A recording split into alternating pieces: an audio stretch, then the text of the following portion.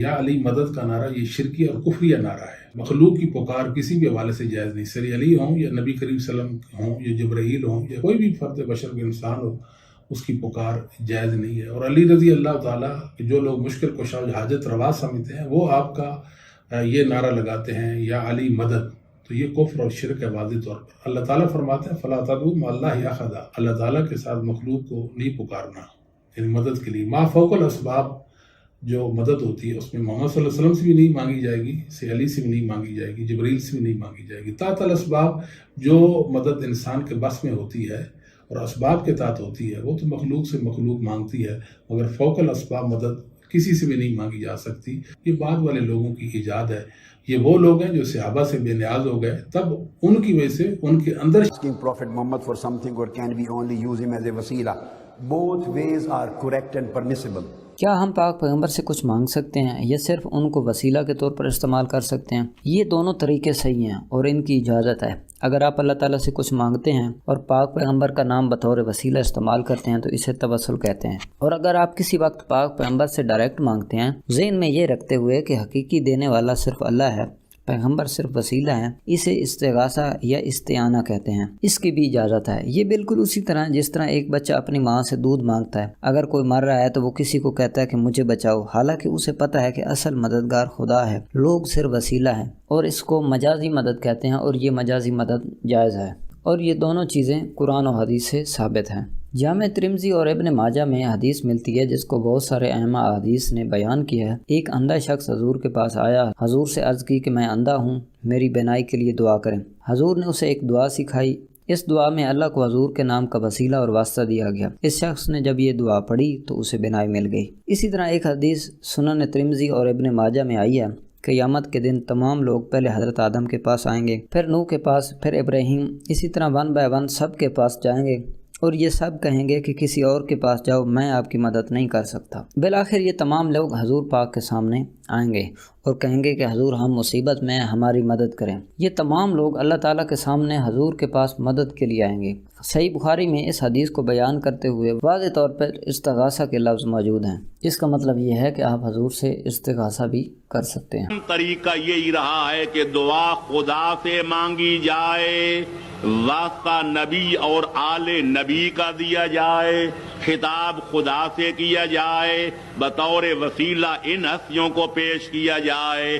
لیکن اس کے علاوہ دوسرا طریقہ بھی یقیناً جائز ہے کہ خطاب خود وسیلے کو کیا جائے، پر ان سے یوں نہ کہا جائے کہ یا علی مجھے اولاد دے، یا علی مجھے روزی دے، بلکہ کہا جائے یا علی آپ میرا اللہ کی بارگاہ میں وسیلہ ہیں، اللہ آپ کی بات کو رد نہیں کرتا، مجھے اللہ سے اولاد دلواؤ، میرے گناہ معاف کراؤ.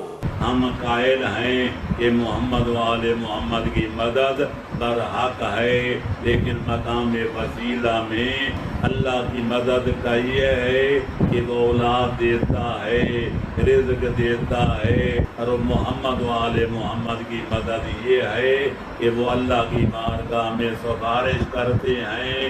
اللہ ان کی سفارش کو رد نہیں کرتا، لیکن خالق کائنات کی مدد اور ہے وہ ایاک نعبد و ایاک. رسول اللہ مدد کہہ رہے ہیں یا علی مدد کہہ رہے ہیں تو بول تو ہم رہے ہیں نا، تو تشریح بھی ہم ہی کریں گے.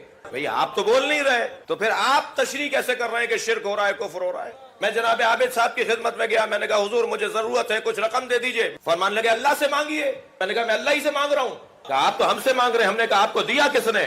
مجھے علی سے مانگتے وقت یقین ہوتا ہے اللہ نے علی کو عطا کیا. اس کے پاس جا کر ان سے دعا کرواتا ہے تو یہ اللہ کو چھوڑ کر جانا نہیں ہے، بلکہ تعلق الہی کو مضبوط کرنے کی غرض سے ایسا ہے. کیوں آپ نے مقابل لے کر آیا؟ اللہ کو چھوڑ کے کون جا رہا ہے؟ معاذ اللہ ثم معاذ اللہ.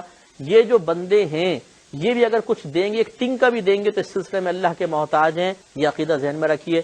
اللہ تعالیٰ کی عطا سے ان کو بڑے اختیارات حاصل ہوتے ہیں. یہ کسی کے لیے دعا کر دیتے ہیں تو بیڑا پار ہو جاتا ہے. تاریخ اس پر گواہ ہے. عیسیٰ علیہ السلام کو اللہ نے قدرت دی تھی کہ آپ مادرزاد اندھوں کو بینائی دے دیا کرتے تھے. اللہ تعالیٰ نے جو آپ کو صلاحیت عطا فرمائی، کیوں عطا فرمائی؟ تاکہ مخلوق خدا کو فائدہ پہنچائے. اور اگر آپ یہ کہیں کہ نبی کا معجزہ ہے تو نبی کا معجزہ ایک الگ بات ہے.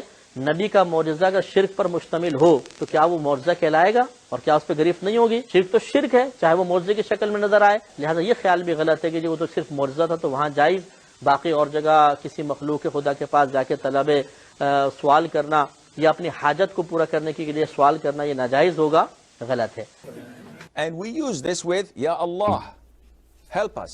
Ya Allah, protect us. ہم کہتے ہیں کہ یا اللہ ہماری مدد کر، ہماری حفاظت فرما۔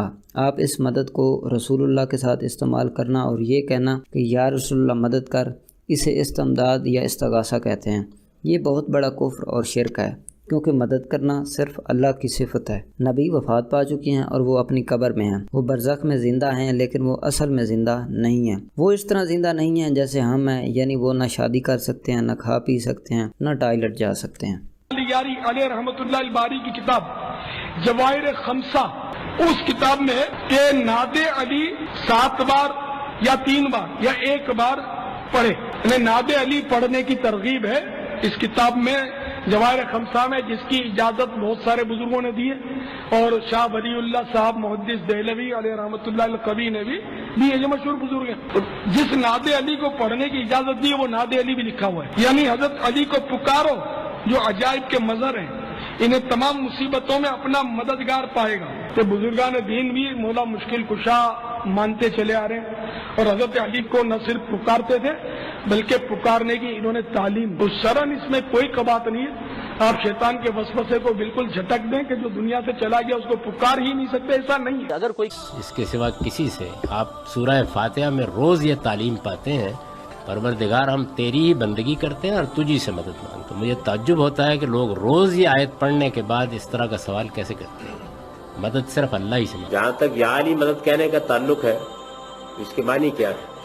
یعنی سیدنا علی رضی اللہ عنہ ابھی تو موجود نہیں ہے کہ ان سے کہا جائے کہ جی ذرا آپ فلاں معاملے میں ہماری مدد کر دیجیے۔ جو آدمی یہ کہتا ہے وہ ظاہر ہے کہ ایک انسان کو حاضر ناظر نافع اور ضار مانتا ہے۔ شرک اور کیا چیز ہے؟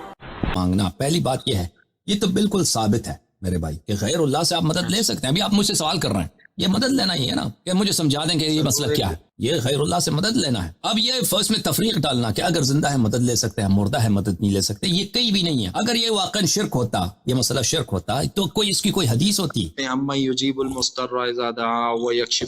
ایک حدیث نہیں، کئی احادیث اہل بیت علیہ السلام میں کہ یہ آیت مخصوص ہے اہل بیت علیہ السلام، خطاب ان سے، سب مسلمانوں سے نہیں ہے، کے ساتھ ہے کہ کون ہے وہ اللہ، کون ہے اللہ کے سوا، کہ آپ بیچارے کو ان کا یار و یاور نہیں ہے، قتل ہو رہے ہیں ہر جگہ، ان کو ان کے اضطرار سے، بیچارگی سے، مسکنت سے نجات دے گا اور ان کو خلفائے ارض بنائے گا، پوری زمین کی خلافت ان کو عطا کرے گا۔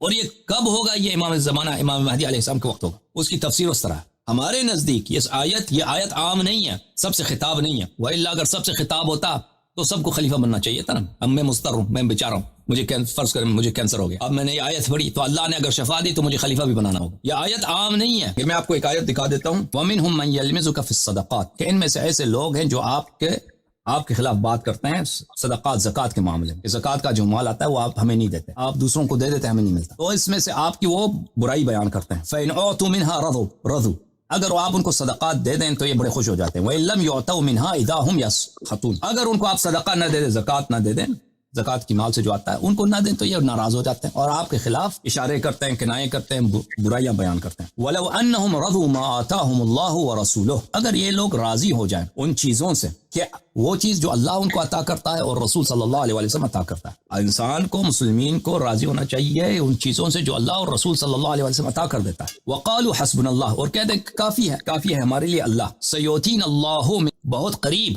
جلد اللہ تعالیٰ ہمیں اپنے فضل سے دے گا اور رسول صلی اللہ علیہ وسلم عطا کرے گا، رسول صلی اللہ علیہ وسلم عطا کرے گا۔ بس رسول کا عطا قرآن کریم میں ثابت ہے، اور اس کا رسول کا صلی اللہ علیہ وسلم کا عطا عین اللہ کی عطا ہے، سیؤتین اللہ، بس رسول صلی اللہ علیہ وسلم کی عطا قرآن مجید میں اللہ کی عطا، اور یہ ثابت ہے، ٹھیک ہے نا۔ بس رسول صلی اللہ علیہ وسلم کی عطا اللہ کی فضل سے وہ عطا کرتے ہیں، یہ قرآن مجید میں ثابت ہے۔ یہ آیت منسوخ ہوئی ہو، یہ آیت منسوخ ہے، موت کے بعد وہ عطا نہیں کر سکتے، وہ ہمیں دکھاؤ۔ حضرت عیسیٰ ابن مریم علیہ السلام اگر ایک مردہ کو زندہ کرتے تھے یا کسی اپاہج ہے وہ اس کو شفا دیتے تھے، وہ اپنی روحانی طاقت سے کرتے تھے۔ نبی کریم صلی اللہ علیہ وسلم، میں نے ابھی آپ کو حدیث دکھائی ہے کہ سیوطی صاحب نے کہا کیا کہ یہ یقینی ہے کہ نبی کریم صلی اللہ علیہ وسلم زندہ ہے اور باقی انبیاء بھی زندہ ہیں۔ صرف اللہ سے